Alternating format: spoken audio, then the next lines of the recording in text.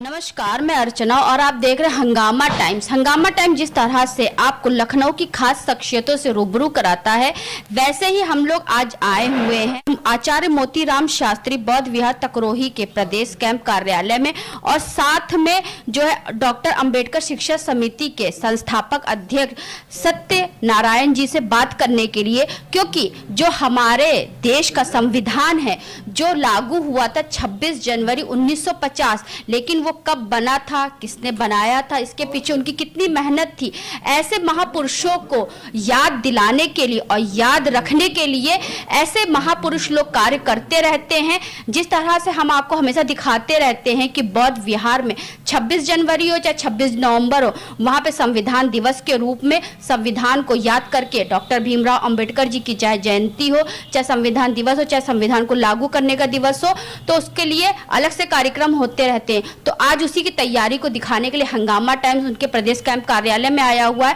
तो आइए चलते हैं, उन लोगों से बात करते हैं कि कल के जो कार्यक्रम की तैयारी है उसके लिए क्या कहेंगे। सबसे पहले अर्चना जी, हम आज संविधान दिवस की पूर्व संध्या पर आपको हार्दिक बधाई और शुभकामना देते हैं।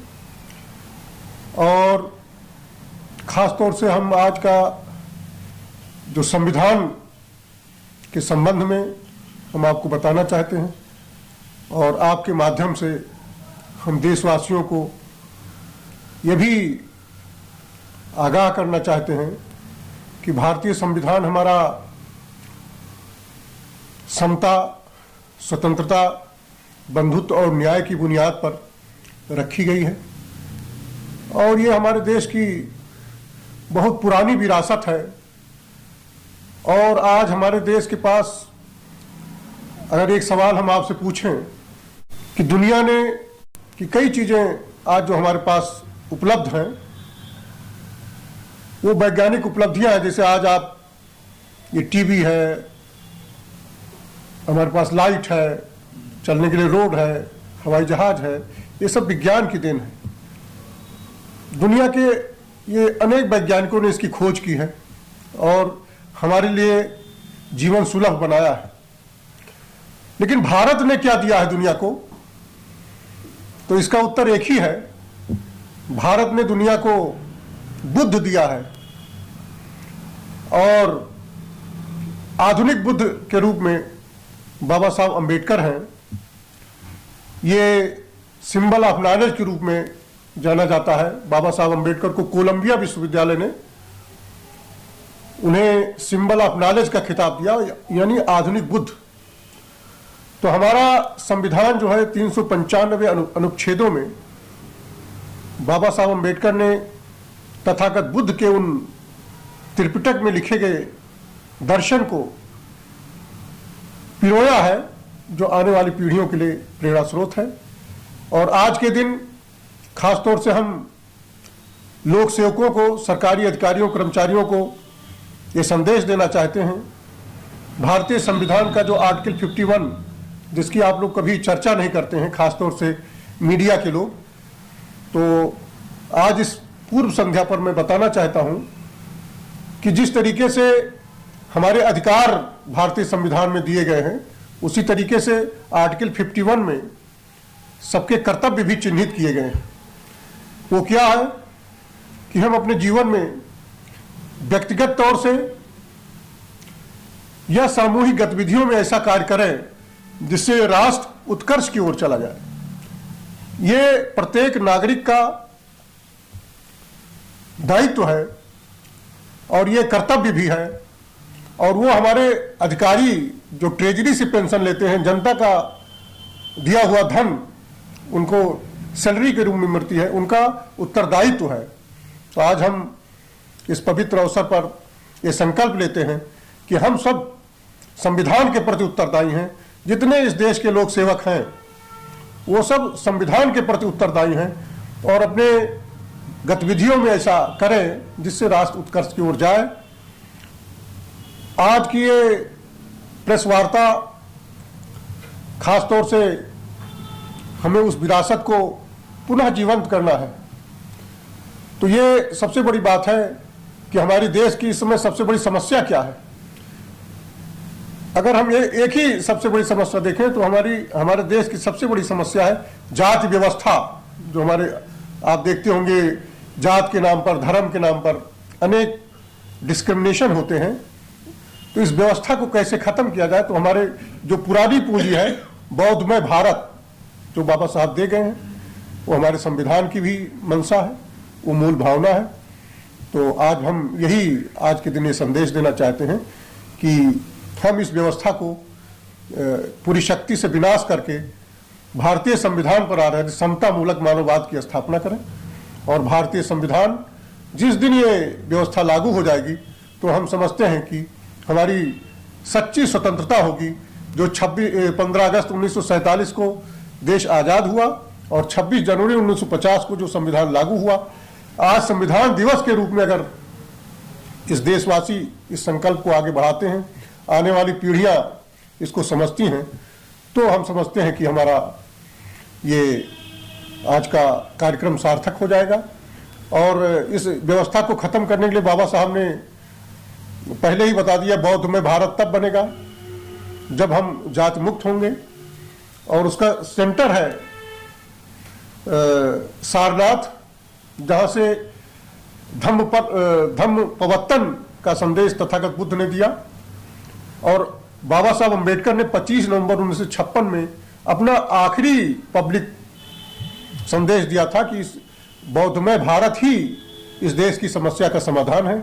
और मुझे खुशी है आज हम डॉक्टर अम्बेडकर शिक्षा समिति के फाउंडर और सारनाथ में भारतीय बौद्ध महाविहार की स्थापना करने वाले आदरणीय सत्यनारायण जी हमारे बीच में हैं।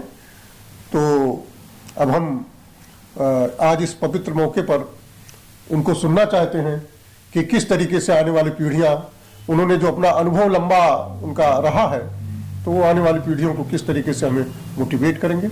आदरणीय सत्यनारायण। जिस तरह से आपका डॉक्टर अंबेडकर शिक्षा समिति अंबेडकर विचारधारा और बौद्ध धारा को आगे बढ़ाने के लिए दिन प्रतिदिन कार्य कर रही है। सर्वप्रथम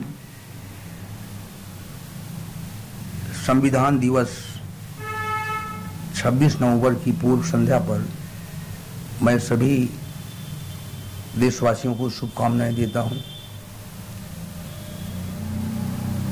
आज संविधान दिवस के रूप में प्राय पूरे देश में मनाया जा रहा है। मेरा ऐसा मानना है कि बाबा साहब डॉक्टर अंबेडकर ने भगवान बुद्ध द्वारा प्रतिपादित सिद्धांतों में समता, मित्रता, बंधुत्व को लेकर के जो संविधान की रचना किया है, उसके परिपालन से ही भारत का विकास और भारत में एक आदर्श समाज की स्थापना की जा सकती है। उसकी रक्षा की जरूरत है और संविधान को बचाना है। बाबा साहब ने शुरुआती दौर से ही समता मूलक समाज की स्थापना के लिए संघर्ष किया और उन्होंने एक भारत को ऐसा संविधान दिया जो कि पूरे संसार के देशों में सराहा गया। मैं समझता हूं कि जैसा कि चौधरी साहब ने कहा कि बाबा साहब को सिंबल ऑफ नॉलेज की उपाधि दी गई और बाबा साहब को बोधिसत्व की उपाधि बहुत पहले से मिल चुकी थी। बोधिसत्व बुद्धत्व की प्राप्ति के लिए एक अंतिम कड़ी है। मैं समझता हूँ भगवान बुद्ध के बाद में बाबा साहब ने जो कल्याणकारी कार्य हैं वो उसको भारत की जनता और पूरे संसार में जो एक शांतिमय जीवन बिताने के लिए, मंगलमय जीवन बिताने के लिए जो चीज़ें आवश्यक हैं उसको उन्होंने संविधान में पिरोया है। मैं समझता हूँ कि उसकी बहुत आवश्यकता है। बाबा साहब ने 1949 में बम्बई में एक महासम्मेलन में इस बात का उल्लेख किया था, अपने अनुयायियों को सचेत किया था कि कोई भी सोशल मूवमेंट को चलाने के लिए 3 चीजों की आवश्यकता होती है। पहले तो उसका मुख्यालय होना चाहिए, और दूसरा उसके डिवोटेड वर्कर्स होने चाहिए, तीसरा उसकी फाइनेंशियल स्टेबिलिटी होनी चाहिए। इन तीनों चीजों में सेंट्रल हेडक्वार्टर्स की बहुत आवश्यकता होती है। बिना सेंट्रल हेडक्वार्टर के सोशल मूवमेंट में स्थिरता, गतिशीलता नहीं रह सकती है, इसलिए उसका बनाना आवश्यक है। ये तो सभी को विदित है कि सारनाथ बौद्धों की धर्म की राजधानी है, और पूरे संसार के बौद्ध सारनाथ आते हैं और भगवान बुद्ध के प्रति श्रद्धा सुमन अर्पित करते हैं। ऐसे स्थान पर भारतीयों का बुद्ध विहार होना बहुत ही आवश्यक था। जैसा कि सभी को मालूम है कि भगवान बुद्ध के परिनिर्वाण के बाद में सम्राट अशोक ने वहाँ पर चौखंडी स्तूप, धम्मेक स्तूप, राजिका स्तूप आदि बनवाया था, और उसी की और उन्हीं की स्मृति में 12वीं शताब्दी में कनौज के महाराजा गोविंद चंद की बौद्ध महारानी कुमार देवी ने भी वहाँ पर बुद्ध विहार बनाया था। 12वीं शताब्दी के बाद में भारत का कोई बुद्ध विहार सारनाथ में नहीं था।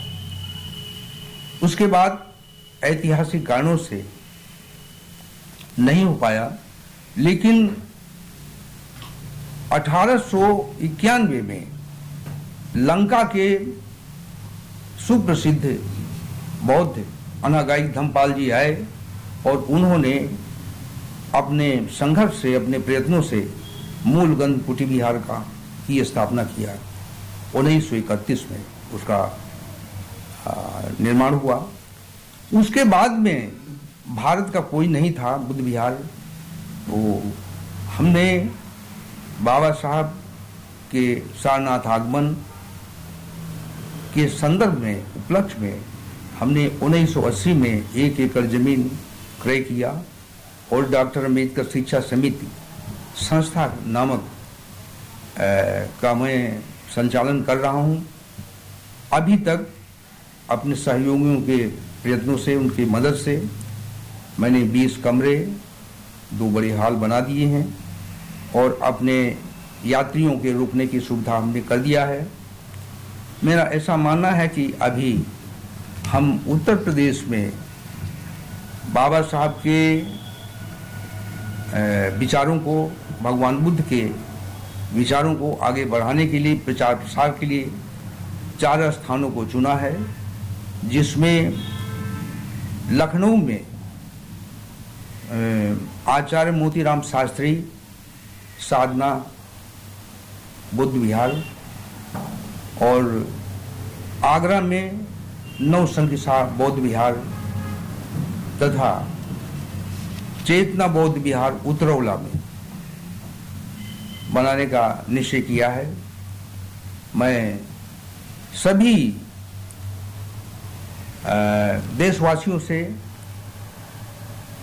ये अपील करता हूँ कि बौद्ध धर्म जो हमारे पूर्वजों का धर्म था, उसको पुनः स्थापित करने के लिए, उसको समझने के लिए, उसको अंगीकृत करने के लिए और उसको आगे बढ़ाने के लिए नई पीढ़ी आए और अपनी पुरानी विरासत को मजबूत करे। सबसे पहले तो मैं सब पूरे देश को, समाज को 74वें संविधान दिवस की पूर्व संध्या पर संविधान दिवस की के अवसर पर शुभकामनाएं, मंगल कामनाएं देना चाहता हूं, और ये बताना चाहता हूं कि हम सब लोग जो भी जिनका जीवन स्तर में सुधार हुआ है, वो सब संवैधानिक अधिकारों से हुआ है। इसलिए हम सब लोग संवैधानिक अधिकारों के कर्जदार हैं। तो जो लोग सक्षम हो गए हैं समाज के, चाहे नौकरी पेशा में हो या अदर तरह से जिनकी जीविका चल रही है, वो संवैधानिक अधिकार के बल पर चल रही है, तो वो सब के सब संवैधानिक अधिकारों के कर्जदार हैं।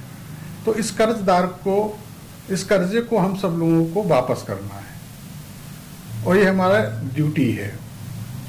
चूंकि सबसे बड़े यदि संवैधानिक अधिकारों का सबसे बड़े कोई लाभार्थी हैं तो समाज के 3 लोग हैं।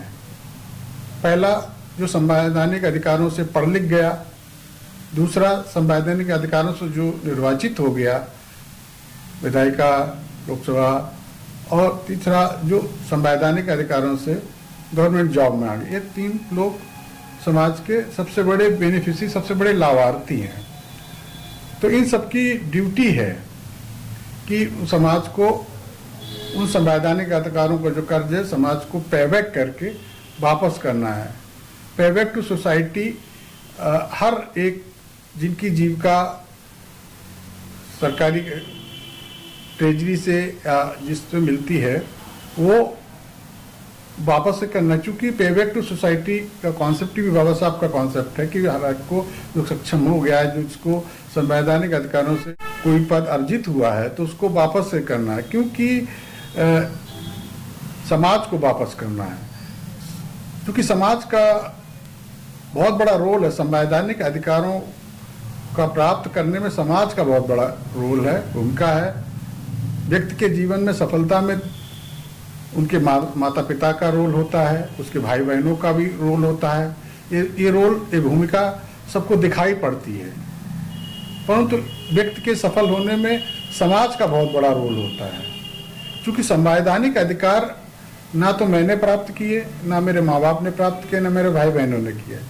ये सब कुछ समाज के नेतृत्व में, समाज हमारे महापुरुषों, बाबा साहब उनके नेतृत्व में इकट्ठा हुआ, सबने संघर्ष किया और संवैधानिक अधिकार हमको प्राप्त हुआ बाबा साहब के नेतृत्व में। इसलिए हम सब सरकारी कर्मचारियों का नैतिक दायित्व बनता है कि वो पेबैक टू सोसाइटी करे, समाज के कमजोर लोगों को मजबूत करे, अपनी विरासत को जिंदा रखे, अपने बिहार बनाए।